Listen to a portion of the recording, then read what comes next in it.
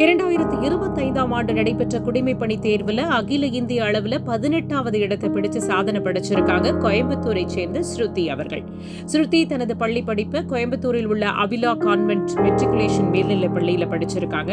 பின்னர் தனது பொறியியல் பட்டப்படிப்பு மின்னணுவியல் மற்றும் தொடர்பு பிரிவில் கோயம்புத்தூரில் உள்ள ஹிந்துஸ்தான் பொறியியல் மற்றும் தொழில்நுட்ப கல்லூரியில் படிச்சிருக்காங்க.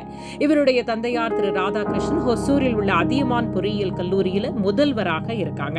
தாயார் திருமதி லதா அவர்கள் பொறியியலரசி. இவருடைய சகோதரர் கௌதம் ஒருங்கிணைந்த 5 ஆண்டு பொறியியல் பட்ட மேற்படிப்பை படிச்சுட்டு வராரு. இந்த வெற்றி இவருடைய 3வது முயற்சியாகும். முதல் 2 முயற்சியில பிரிலிமினரி தேர்வுல கூட வெற்றி பெறாத நிலையில இந்த ஆண்டுல தனது வெற்றியை கண்டது மட்டுமில்லாம தேசிய அளவில் 18வது இடத்தையும் மாநில அளவில் 3வது இடத்தையும் பெற்று சாதனை படைச்சிருக்காங்க. குடிமைப்பணி தேர்வில் தான் வெற்றி பெற்ற அனுபவத்தையும் இளைஞர்கள் வெற்றியை எவ்வாறு அடைய முடியும் என்ற சூட்சுமத்தையும் நமக்காக இங்க சொல்லியிருக்காங்க. வாங்க கேட்கலாம். வணக்கம் ஸ்ருதி. கீதா சாமி பப்ளிஷர்ஸ் யூடியூப் சேனல் சார்பா உங்களுக்கு வாழ்த்துக்கள். வணக்கம், என் பேர் ஸ்ருதி. கோயம்புத்தூர் மாவட்டத்திலேருந்து வந்திருக்கேன். இந்த வருஷம் UPSC CSE 2025 all India rank 18 எடுத்திருக்கேன். என்னோடய ஆப்ஷனல் வந்து சோஷியாலஜி. நான் வந்து இசிஇ பேக்ரவுண்ட், ஒரு இன்ஜினியரிங் பேக்ரவுண்ட்லேருந்து வந்த ஸ்டூடெண்ட்டு. நான் ஆப்ஷனல்ஸ்லாம் சர்ச் பண்ணும்போது இசிஇ ஆப்ஷனல் கிடைக்கல, ட்ரிபிள் இ தான் இருந்துச்சு. அது வேணான்னு சொல்லிட்டு நிறைய ஆப்ஷனல் ட்ரை பண்ணேன். அதுக்கப்புறம் சோஷியாலஜி தான் எனக்கு ரொம்ப பிடிச்ச ஆப்ஷனலாக இருந்துச்சு. சிலபஸ்லாம் பார்த்துட்டு கொஸ்டின்ஸ்லாம் பார்த்ததுக்கப்புறம் எனக்கு சோஷியாலஜி பிடிச்சிச்சு. அதனால சோஷியாலஜி ஆப்ஷனலாக எடுத்தேன். அதுக்கப்புறம் ஒரு வருஷம் ஃபவுண்டேஷனல் கோர்ஸ் வந்து மகாபத்ரான்னு சொல்லிட்டு டெல்லியில் ஒரு இன்ஸ்டியூட், வாஜிராம் இன்ஸ்டியூட்டில் வந்து ஒரு வருஷம் கிளாஸ் எடுத்தேன். அந்த கோச்சிங் முடித்ததுக்கப்புறம் ஒரு வருஷம் ஃபஸ்ட் அட்டெம்ப்ட் முடிஞ்சுட்டு ஒரு வருஷம் வந்து டெஸ்ட் போட்டேன். டெலிகிராமில் கர்மயோகி ஐஏஎஸ்னு சொல்லிட்டு ஆதித்யா சார், அவர்கிட்ட டெஸ்ட் போட்டேன். அடுத்து இந்த 3rd அட்டெம்ப்டில் வந்துட்டு சங்கர் ஐஏஎஸில் ரஜிதா மேம் அவங்கக்கிட்ட வந்து படித்தேன். ஒரு வருஷம் ஃபவுண்டேஷனல் கோர்ஸ் படிக்கும்போது எனக்கு ஃபவுண்டேஷனில் அவங்க சொன்ன கான்செப்ட்ஸ் எல்லாமே புரிஞ்சிச்சு. ஏன்னா எல்லாமே எவ்ரிடே திங்ஸை தான் வந்து ஒருத்தர் சொன்னார் இன்னொருத்தர் சொன்னாருன்னு சோஷியாலஜியாக சொல்லுவாங்க. ஸோ கான்செப்ட் வந்து ரொம்ப ஈஸியாக புரிஞ்சிடுச்சு. புரிஞ்ச உடனே நான் என்ன நினச்சேன்னா, சரி நமக்கும் சோஷியாலஜி புரிஞ்சிடுச்சு அப்படின்னு சொல்லிட்டு ஆன்சர் ரைட்டிங் எழுதும்போது ஆன்சர்ஸ் எதுவுமே பார்க்க நல்லா இல்லை. எல்லாமே வந்துட்டு ஒரு ஸ்டாட்டிக்காக, இப்போ கால் மார்க்ஸ் வந்து ஏதோ ஒரு விஷயத்த சொல்லியிருப்பாரு. கொஸ்டின் கேட்டாங்கன்னா நான் என்ன பண்ணுவேன்னா, கால் மார்க்ஸ் பற்றி எனக்கு தெரிஞ்ச எல்லா விஷயத்தையும் 2-3 பேஜில் ஃபில் பண்ண ஆரம்பிச்சிட்டேன். ஸோ அந்த மாதிரி ஆன்சர்ஸ் இருந்துச்சு. எனக்கு வந்துட்டு அப்போ தெரிஞ்சிடுச்சு நம்ம வந்து இன்னி ஒர்க் பண்ணணும். ஏன்னா ஒரு இன்ஜினியரிங் பேக்ரவுண்ட்லேருந்து ஒரு ஹியூமனிட்டிஸ் ஆன்சர் எழுதுறது ரொம்ப கஷ்டம். நம்ம கான்செப்ட்டு, டெஃபினேஷனு, ஃபார்முலா ஸ்டாட்டிக்காக எழுதுவோம். இங்கே எல்லாமே டைனமிக்காக நம்ம யோசிக்கிறதா இருந்துச்சு. ஸோ என்ன பண்ணேன், ஒரு வருஷம் கிளாஸ் போனாலும் மறுபடியும் ஸ்க்ராட்ச்லேருந்து ப்ரிப்பேர் பண்ண ஆரம்பித்தேன். எனக்கு என்னோடய கான்செப்ட் ஸ்ட்ராங்காக இருக்கணும். ஸோ அதுக்கு நம்ம இப்போ நீங்கள் வந்து புதுசாக ஒரு மெம்பராக வந்து சோஷியாலஜி மாதிரி ஒரு சப்ஜெக்ட் ஆப்ஷனலாக எடுக்கிறீங்கன்னா start with the basics. Thinkers தான் வந்து சோஷியாலஜிக்கு பேஸாக இருக்கும். ஸோ இந்த பேப்பர் 1ல் வந்துட்டு யூனிட் 4 அந்த திங்கர்ஸ் 5-6 திங்கர்ஸ் இருப்பாங்க. அந்த திங்கர்ஸ் அதுக்கு நான் என்ன பண்ணேன்னா, இக்னோன்னு சொல்லிட்டு இந்திரா காந்தி ஓப்பன் யூனிவர்சிட்டின்னு சொல்லிட்டு அதில் MA BA புக்ஸ் இருக்கும். அது வந்து ஒரு திங்கர்ஸ்க்கு மட்டும் அந்த 6 திங்கருக்கு ஒரு 300 பேஜ் புக்கு தான். பட் டீட்டெயில்டாக என்ன பண்ணியிருக்காங்க அப்படின்னு சொல்லிட்டு சிம்பிளாக சொல்லியிருப்பாங்க. அந்த புக்ஸ் எடுத்துகிட்டு அந்த திங்கர்ஸ் டாபிக்ஸ் மட்டும் பார்த்து ஸ்ட்ரென்தன் பண்ணிட்டேன். அதுக்கப்புறம் நோட்ஸுக்கு வந்துட்டு என் நோட்ஸ் இருந்துச்சு, ஆனால் எனக்கு பெருசாக அது புரியல. ஏன்னா நான் கிளாஸில் ஜாட் அவுட் பண்ணியிருந்தேன். எனக்கு கிளாஸ் அப்போ புரிஞ்சிச்சு, ஆனால் படித்தப்போ என் நோட்ஸில் ஏதோ மிஸ் ஆகிற மாதிரி இருந்துச்சு. ஸோ நான் என்ன பண்ணேன், ஒரு டாப்பரோட நோட்ஸ் எடுத்துகிட்டு அவர் நோட்ஸ் வந்து படிக்க ஆரம்பித்தேன். அவர் பேர் வந்து துஷாந்தூர்னு நினைக்கிறேன். ஸோ அவர் நோட்ஸ் எடுத்துகிட்டு அந்த நோட்ஸ்லேருந்து நான் படித்து அந்த புக்கு 3 தாட்டி படித்து அதுக்கப்புறம் அந்த நோட்ஸு என் கிளாஸ் நோட்ஸு எல்லாத்தையும் இன்டகிரேட் பண்ணிவிட்டு ஒவ்வொரு யூனிட்டுக்கும் நான் நோட்ஸ் வச்சுருந்தேன். இதை வச்சுட்டு ஆன்சர் ரைட்டிங் எப்படி எழுதுதுன்னு பண்ணேன்.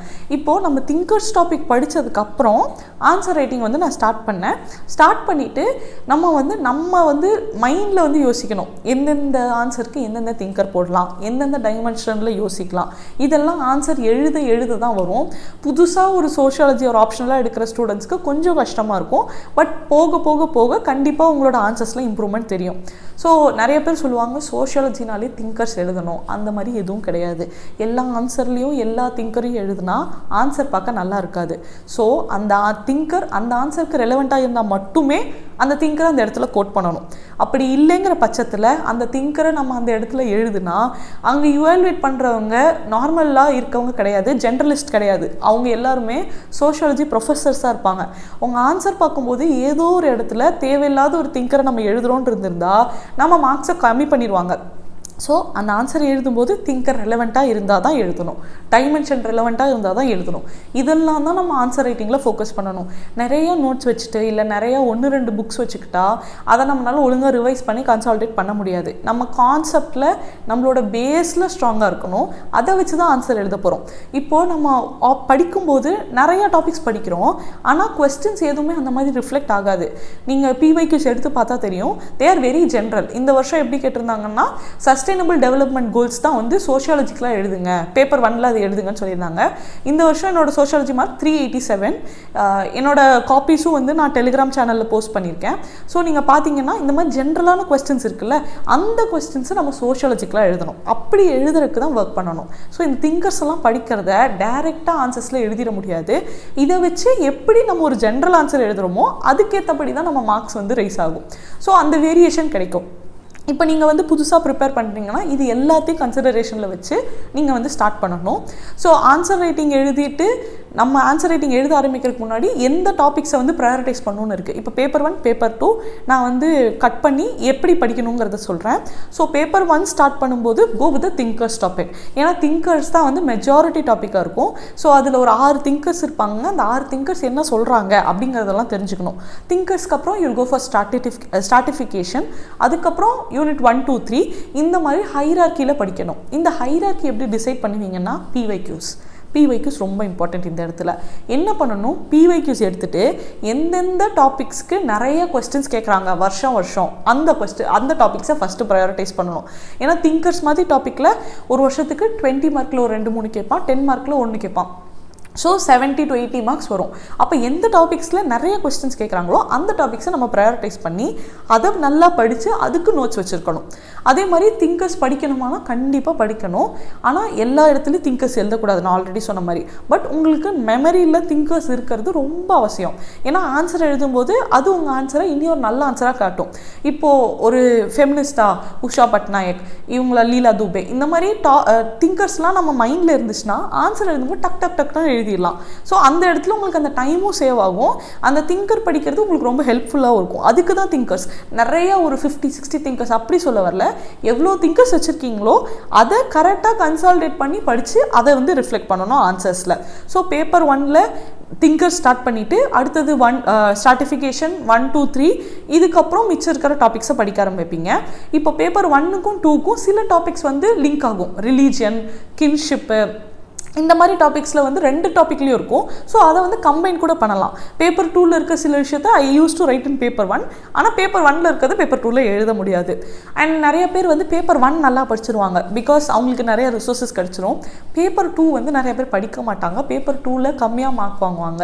ஸோ பேப்பர் 2க்கும் என்ன பண்ணணும்னா அதுக்கும் நம்ம எஃபர்ட் போடணும், அதுக்கும் திங்கர்ஸு அது எல்லாத்தையும் ப்ரிப்பேர் பண்ணணும்.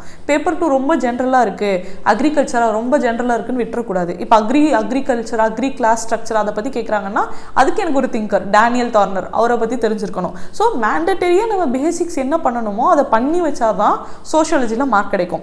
பேப்பர் 2 வந்து ரொம்ப ஜென்ரலாக இருக்குது, ரொம்ப வேகாக இருக்குது அப்படின்னு படிக்காமல் விட்டுட்டோம்னா பேப்பர் 2ல் வந்து மார்க்ஸ் வந்து அடிவாகும். பேப்பர் 2 ஸ்டார்ட் பண்ணுறீங்களா, திரும்ப A1, A2 அதில் தான் வந்து பேசிக் திங்கர்ஸும் பேசிக் கான்செப்ட்ஸும் இருக்கும். இப்போ MN ஸ்ரீனிவாஸ், GS கூரே இவங்கெல்லாம் பேப்பர் 2ல் அந்த A1, A2ல் இருப்பாங்க. ஸோ A1, A2ல் வந்து நல்லா ஸ்ட்ராங் பண்ணிவிட்டு அவங்க என்ன சொல்ல வராங்கன்னு தெரிஞ்சுட்டு தென் கோ ஃபார் காஸ்ட் ட்ரைப்லாம் படிக்கும்போது அப்போது வெறும் புக்ஸில் இருக்கிறது மட்டும் எழுதுனா அந்த இடத்துல ஒர்க் ஆகாது. கரண்ட்டாக என்ன இருக்கோ அதெல்லாம் நம்ம தேடி எழுதணும். அந்த இடத்துல தான் உங்கள் ஆன்சர்ஸை டிஃப்ரென்ஷியேட் பண்ண முடியும். ஸோ ஃபார் எக்ஸாம்பிள் ட்ரைப்ஸ்னு ஒரு டாபிக் இருக்குது. இவ்வளோ நாள் we'll talk about Sanskritisation, desanskritisation. But இப்போ நியூஸில் என்ன இருக்குன்னா ட்ரைபலைசேஷன் இருக்குது. ஏன்னா நிறைய பேர் வந்து எங்களை வந்து ட்ரைப்ஸாக வந்து கன்சிடர் பண்ணுங்கன்னு சொல்கிறாங்க. அப்போ ட்ரைபலைசேஷனுங்கிறது ஒரு கரண்ட் அஃபேர்ஸ் டாப்பிக்கு. ஆனால் அதை அந்த ஆன்சரில் எழுதுனேன்னா அந்த ஆன்சர் இனி நல்லாயிருக்கும். பிகாஸ் நான் கரண்ட்டாக ஒரு விஷயத்தை எழுதுகிறேன். நான் ஆல்ரெடி சொன்ன மாதிரி அங்கே இருக்கவங்களாம் ப்ரொஃபஸர்ஸ், தே ஆர் டூயிங் கரண்ட்டாக சோஷியாலஜியில் என்ன ட்ரெண்ட் இருக்குன்னு தே நோ. அப்போ அந்த விஷயத்தை நம்ம எழுதும்போது ஆன்சர்ஸ் இனி நல்லா இருக்கும். இப்போ ஃபேமிலி மாதிரி டாபிக் இருக்கா, ஃபேமிலியில் helicopter parenting, DINK, dual income, no kids, இதெல்லாம் இப்போ இருக்க விஷயம். நியூஸ் பேப்பர்ஸ் பார்த்தா தெரியும், அதுக்கும் நியூஸ் பேப்பர் படிக்கணும். ஸோ நியூஸ் பேப்பரில் இருக்கும், இல்லை ஆர்டிகல்ஸில் இருக்கும். இந்த மாதிரி சோஷியாலஜிக்கல் டேர்ம்ஸு இதெல்லாம் நம்ம எடுக்கலாம். இதெல்லாம் நான் எங்கேருந்து எடுத்தேன்னா, சோஷியாலஜி அகாடமின்னு ஒரு டெலிகிராம் சேனல் இருக்குது. அந்த சேனலில் இந்த மாதிரி கரண்ட் அஃபேர்ஸ் ரிலேட்டடாக போஸ்ட் பண்ணிட்டு இருந்தாங்க. அப்போது நம்ம நிறைய வந்து நம்ம கோர்ஸை வந்து வாங்கி தான் படிக்கணும்னு இல்லை, ஃப்ரீயாக இருக்க கோர்சஸில் ஆப்டிமமாக என்ன யூட்டிலைஸ் பண்ணலாம்னு நம்ம தெரிஞ்சுக்கணும். ஸோ அந்த கரண்ட் அஃபேர்ஸ்லாம் அவங்க நிறையா கிளிப்பிங்ஸ் மாதிரி போடுவாங்க. சூசைட் ரேட் ஏன் இருக்குது, இப்போ வந்து ஷார்ட் சர்க்கியூட் தியரி இருக்குது ஃபேமிலியில், அந்த மாதிரி நிறையா போடுவாங்க. கிரே டிவோர்ஸ்னால் என்ன, இந்த மாதிரிலாம் போடுவாங்க. நான் அதெல்லாம் என்ன பண்ணுவேன்னா எடுத்து நோட் பண்ணி வச்சுக்குவேன். எப்படி நோட் பண்ணுவேன், ஒரு எந்த டாப்பிக்கோ அந்த டாபிக் அடியில் இப்போ கிரே டிவோர்ஸுங்கிற வேர்டு இருந்துச்சுன்னா ஃபேமிலி எந்த டாப்பிக்கோ அந்த டாபிக் கீழே அதை நோட்ஸ் எடுத்து வச்சுக்குவேன். ஸோ நான் ஆன்சருக்கு ரிவைஸ் பண்ணி எழுதும்போது என்னால் அந்த டாபிக்ஸ் எல்லாம் அந்த ஹெட்டிங்ஸ் எல்லாத்தையும் ஆன்சரில் இன்கார்பரேட் பண்ண முடியும். இப்போ நீங்கள் இந்த ஆன்சரில் இதெல்லாம் எழுதுனீங்கன்னா படிக்கிறவங்களுக்கு தெரியும் கரண்ட்டாக இருக்க விஷயத்தையும் அவங்க ஆன்சரில் இன்க்ளூட் பண்ணியிருக்காங்க. அவங்க வெறும் ஸ்டார்டிங் மட்டும் பார்க்கல. ஏன்னா பேப்பர் 2ல நம்ம அண்டர்ஸ்டாண்டிங் வச்சு எழுதுறது தான் அதிகமாக இருக்கும். பேப்பர் 1 வந்து நிறையா ஸ்டாட்டிக்காக இருக்கும். ஏன்னா பேப்பர் 1 ஃபுல்லாக ஜென்ரலாக இருக்கும். பேப்பர் 2 வந்து இந்தியன் ஓரியன்டாக இருக்கும். அப்போ நீங்கள் நியூஸ் பேப்பரில் பார்க்குற எக்ஸாம்பிள்ஸ், டெய்லி எக்ஸாம்பிள்ஸ் எது வேணால் எழுதலாம். I use to write 3-4 lines of examples. ஆனால் அதுவும் வந்து ஒர்க் ஆகும். நமக்கு எக்ஸாமினருக்கு நம்ம சொல்ல வரதை புரிய வச்சா போதும். நிறைய பேர் சொல்லுவாங்க கம்மியாக சின்ன பாயிண்ட்ஸாக எழுதுங்க, 5 பாயிண்ட் 6 பாயிண்ட் எழுதுங்கம்பாங்க. I use to write 3-4 points தான், ஆனால் பெருசாக எழுதுவேன். எக்ஸாம்பிள் 1-2 லைன் தான் சொல்லுவாங்க. நான் அதாவது நீங்கள் ஒரு ப்ரிப்பரேஷன் ஸ்ட்ராட்டஜி வச்சு நீங்கள் அதில் ஸ்ட்ராங்காக இருந்தீங்கன்னா எல்லாம் சொல்லியிருக்காங்கன்னு மாற்றிட்டே இருக்காதிங்க. நீங்கள் அதை ரெப்ரசன்ட் பண்ணுங்கள், கண்டிப்பாக அது கிளிக் ஆகும். ஏன்னா நம்ம அதுக்கு ஒர்க் பண்ணியிருக்கோம். நான் 3-4 பாயிண்ட்ஸ் எழுதினாலும் அந்த பாயிண்ட்ஸில் உங்களுக்கு புரிய வைக்கணும்னு ட்ரை பண்ணுவேன். என்னால் 5-6 பாயிண்ட்டாக எழுதுனா 6 பாயிண்ட்டுக்குமே என்னால் ஜஸ்டிஸ் பண்ண முடியல. ஸோ நமக்குன்னு ஒரு ஸ்ட்ராட்டஜி இருந்துச்சுன்னா நம்ம அதில் ஃபிக்ஸ் ஆகிட்டு அதை எப்படி ஆப்டிமமாக காட்டலாங்கிறத யோசிக்கணும். ஸோ சோஷியாலஜிக்கும் கீவேர்ட்ஸ் இருக்குது. ஒவ்வொரு டாப்பிக்கும் ஒவ்வொரு கீவேர்டு இருக்குது. ஒவ்வொரு திங்கர் சொல்கிறதுக்கும் கீவேர்ட்ஸ் இருக்குது. அந்த கீவேர்ட்ஸ் எல்லாமே அவசியம். இப்போ சோஷியல் ஆக்ஷன், இந்த மாதிரி சோஷியல் எஃபவசன்ஸ், சோஷியல் கொஹஷன், இது எல்லாமே keywords. Das capital, Karl Marx வரும்போது ஏலியனேஷனு, இந்த மாதிரி கீவேர்ட்ஸ் எல்லாத்தையும் நமக்கு வந்து நல்லா ஞாபகம் இருந்தால் தான் ஆன்சரில் இதை ரிஃப்ளெக்ட் பண்ண முடியும். ஆன்சரில் எழுதுனா தான் அது சோஷியலஜிக்கல் ஆன்சர், இல்லைனா ஜென்ரலாக எழுதிடலாம். இப்போ லேபரை பற்றி ஏதோ ஒரு கொஸ்டின் கேட்கும்போது நான் அந்த இடத்துல ப்ரிகேரியஸ் கிளாஸ், காய் ஸ்டாண்டிங் அவர் அந்த திங்கர் பேர், அவர் பேர் எழுதி ப்ரிகேரியஸ் கிளாஸ்னு இருக்காங்கன்னு எழுதுனா தான் அது சோஷியலஜிக்கல் ஆன்சர். மற்றபடி கிக் ஒர்க்கர்ஸ் இவ்வளோ நேரம் வேலை செய்கிறாங்க, அவ்வளோ நேரம் வேலை செய்கிறாங்க, எது சொன்னாலும் ஜென்ரலாக இருக்கும் ஆன்சர். இப்போ நிறைய பேர் யோசிப்பீங்க கான்செப்ட் இருக்குது, திங்கர் தெரியல, பரவாயில்ல. Even if you know the concept, அது ஒரு சோஷியலஜிக்கல் கான்செப்ட். அதை எழுதும்போது உங்கள் ஆன்சருக்கு ஒரு அடிஷ்னல் வேல்யூ கிடைக்கும். இப்போ எனக்கு கான்செப்ட் தெரிஞ்சிச்சு, திங்கர் தெரில, அதுக்காக ஆன்சரில் அது எழுத விடாமல் வராதிங்க. ஸோ ஆன்சர் எழுதும்போது நமக்கு என்னெல்லாம் தெரியும் அதை வந்து நீட்டாக ப்ரெசென்ட் பண்ணணும். அதே மாதிரி சூஸிங் த கொஸ்டின்ஸ், ஒரு கொஸ்டின் பேப்பர் எடுக்கிறோம், நீங்கள் எந்த டாபிக்ஸில் ஸ்ட்ராங்காக இருக்கீங்களோ அதை பேஸ் பண்ணி கொஸ்டின்ஸை வந்து சூஸ் பண்ணலாம். இப்போ நான் வந்து ஒரு பேப்பர் 1 எடுத்துட்டிங்கன்னா 1 to 5 ரொம்ப ஸ்டாட்டிக்காக இருக்கும். 6 to 10 வந்து கொஞ்சம் டைனமிக்காக இருக்கும். இப்போ நான் வந்து 6 to 10 அப்ளிகேஷன் பார்ட்டில் வந்து நல்லா இருக்கேன், ஒரு லேபர் பற்றி ஒரு கொஸ்டின் கேட்டாலோ இல்லை பாப்புலேஷன் கொஸ்டின்ஸோ என்னால் சோஷியலாஜிக்கலாக நல்லா எழுத முடியும்னா அதை சூஸ் பண்ணால் மார்க் நமக்கு அதிகமாக வரும். இல்லை நான் வந்து யூனிட் 2-3 நான் வந்து இதிலெல்லாம் ரிசர்ச் மெத்தடாலஜிலாம் நல்லா பண்ணுவேன் அப்படின்னா அந்த மாதிரி கொஸ்டின்ஸை நீங்கள் சூஸ் பண்ணிங்கன்னா அது வந்து உங்களுக்கு ரிஃப்ளெக்ட் ஆகும். ஸோ நம்ம எதில் ஸ்ட்ராங்காக இருக்கோம், எதில் இன்னி ஒர்க் பண்ணணும், அந்த மாதிரி விஷயத்தெல்லாம் நம்ம ஒர்க் பண்ணணும். அடிஷ்னலாக இந்த கரண்ட் அஃபேர்ஸ், நியூஸ் பேப்பர் படிக்கிறது, டெய்லி நம்ம பார்க்கறது எல்லாமே வந்து எழுதிக்கலாம். சோஷியலாஜிக்கலாக ஆன்சர் எழுதும்போது எப்படி ஒப்பீனியன் கிரியேட் பண்ணணும் அப்படிங்கிறதுல நம்ம ஒர்க் பண்ணணும். இப்போ எந்த ஒரு கொஸ்டின் எடுத்தாலும் டைமென்ஷன்ஸ் யோசிக்கணும். பாவர்ட்டினா எக்கனாமிக்கல் ஆங்கிள் என்ன, அமர்த்தியா சென் சொன்னார், கேப்பபிலிட்டி, நிறைய கேப்பபிலிட்டி இருந்துச்சுன்னா பாவர்ட்டி இருக்காது, அந்த ஒரு அப்ரோச். இப்போ ஃபெமினிஸ்டாக சொல்கிறாங்களா, அப்போ வந்து ஜெண்டர் ஆங்கிள் எடுத்துகிட்டு வரேன். ஜெண்டர் ஆங்கிள் என்ன சொல்கிறாங்கன்னா பெண்களுக்கு வந்து ஒரு பாவர்ட்டியில் இருக்குது. அந்த மாதிரி ஒரு கொஸ்டின் எடுத்துட்டா டிஃப்ரெண்ட் டைமென்ஷன்ஸில் யோசிக்கணும். டிஃப்ரெண்ட் டைமென்ஷன்ஸ் எப்போ கிடைக்கும்னா நம்ம அந்த பேப்பர் ஃபுல்லாக படித்ததுக்கப்புறம். இப்போ நீங்கள் எந்த டாபிக் எடுத்தாலும் உங்களுக்கு ஆன்சர் எழுதும்போது இல்லை எனக்கு டைமென்ஷன்ஸே வரலங்கும் போது கோ பை த சிலபஸில் டாபிக் எடுத்துகிட்டு அதை வச்சு ஆன்சர் எப்படி எழுதுறதுன்னு யோசிங்க. இப்போ இண்டஸ்ட்ரியலைசேஷன் ஒரு டாபிக் இருக்குது, அப்போது அது ஜெண்டர் எப்படி அஃபெக்ட் பண்ணிச்சு, ஏன்னா பெண்கள் வந்து வேலைக்கு போனாங்க, அந்த மாதிரி இருந்துச்சு, டியூவல் பர்டன் இருந்துச்சு. இப்போ ஃபேமிலிங்கிற சாப்டரில் எடுத்துகிட்டு வாங்க, ஃபேமிலி எப்படி அர்பனைசேஷனுக்கு அப்புறமா இருந்துச்சு, நியூக்ளியர் ஃபேமிலிஸாக வந்துச்சு. ஸோ இந்த மாதிரி நம்ம டைமென்ஷன்ஸ் யோசிச்சு ஆன்சர்ஸை வந்து எப்படி எழுதுறதுங்கிறதுல ஒர்க் பண்ணணும். இதுக்கப்புறம் நான் வந்து பர்சனலாக டிஃப்ரெண்ட்டாக என்ன பண்ணேன்னா டெய்லி டெஸ்ட் எழுதிட்டு இருந்தேன். ஃபுல் டெஸ்ட் எழுதிருக்கு எனக்கு அவ்வளோ ஆப்பர்ச்சுனிட்டி கிடைக்கல. ஒரு 2 ஃபுல் டெஸ்ட் தான் எழுதியிருந்தேன். ஸோ கொஸ்டின் பேப்பர் வந்த உடனே ஆஃப்டர் சூஸிங் த கொஸ்டின் அப்போது வந்து ஏதாச்சும் ஒரு திங்கர் ஞாபகம் வராங்க, அந்த கான்செப்ட்டுக்கு ரொம்ப ரெலவெண்ட்டாக இருந்துச்சுன்னா I use to write in the question paper. ஏன்னா நான் என்ஷோர் பண்ணேன் அந்த திங்கரை வந்து நான் மறந்துடக்கூடாது. எக்ஸாம் ஹால் போனோடனே என்ன பண்ணுவேன்னா ஒரு 10-20 திங்கர் எனக்கு தெரிஞ்சவங்கள பேப்பர் வாங்குறதுக்கு முன்னாடி ஐ யூஸ் டு ரீகால் தெம். அப்போது அந்த கொஸ்டின் பேப்பர் வந்தோடனே எனக்கு தெரிஞ்ச அந்த திங்கரை வந்து சின்னதாக ஒரு கேர்ட் வேர்டு அதை எழுதி வச்சிட்டேன்னா அந்த ஆன்சரில் நான் அதை எழுதிடுவேன். அந்த ஆன்சரில் அது எழுதுனா நல்லா இருக்குன்றது எனக்கு தெரியும். ஸோ அந்த இடத்துல நான் ஒர்க் பண்ணேன். தென் சோஷியாலஜியில் டயக்ராம்ஸ் வரையலாம்னா வரையலாம். அதுக்கு நம்மளே டயக்ராம்ஸ் வரையலாம். இல்லை டாப்பர்ஸ், நான் நிறைய டாப்பர்ஸை ரெஃபர் பண்ணேன். அவங்களோட டயக்ராம்ஸ் பூஜான்னு சொல்லிட்டு ஒருத்தங்க அவங்களோட டயக்ராம்ஸ்லாம் எழுதினேன். இதெல்லாம் எடுத்துகிட்டு நான் என்ன பண்ணுவேன்னா ஆன்சர் பேப்பர்ஸில் டயக்ராம் சில டைம் நானே வரைவேன். நான் வரைஞ்ச டயக்ராம்ஸ்க்கு அப்புறம் என்ன பண்ணுவேன்னா அதெல்லாம் எடுத்து தனியாக ஒரு பேப்பரில் எழுதி வச்சுட்டு எக்ஸாம் போகிறதுக்கு முன்னாடி அந்த டயக்ராம்ஸ்லாம் பார்ப்பேன். ஏன்னா டயக்ராம் வரைஞ்சால் சோஷியாலஜிக்கில் எதாக இருந்தாலும் டயக்ராமாக வரைஞ்சால் புரிஞ்சு வரைகிறோம் அப்படிங்கிறது தெரியும். ஸோ அந்த டயக்ராம்ஸ்லாம் எப்படி வரைகிறதுன்னு யோசித்தேன்.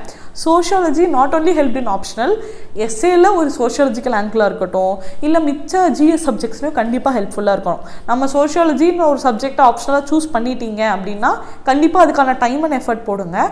அது போட்டால் கண்டிப்பாக அதுக்கான அவுட்புட் கண்டிப்பாக கிடைக்கும். தேங்க்யூ. வீடியோ உங்களுக்கு பிடிச்சிருந்தா லைக் பண்ணுங்க, ஷேர் பண்ணுங்க, சப்ஸ்கிரைப் பண்ணுங்க, கமெண்ட் பண்ணுங்க, பெல் ஐக்கன் பிரஸ் பண்ண மறந்து போயிடாதீங்க. அப்பதான் நாங்க போஸ்ட் பண்ற வீடியோவோட நோட்டிஃபிகேஷன் உங்களுக்கு வரும்.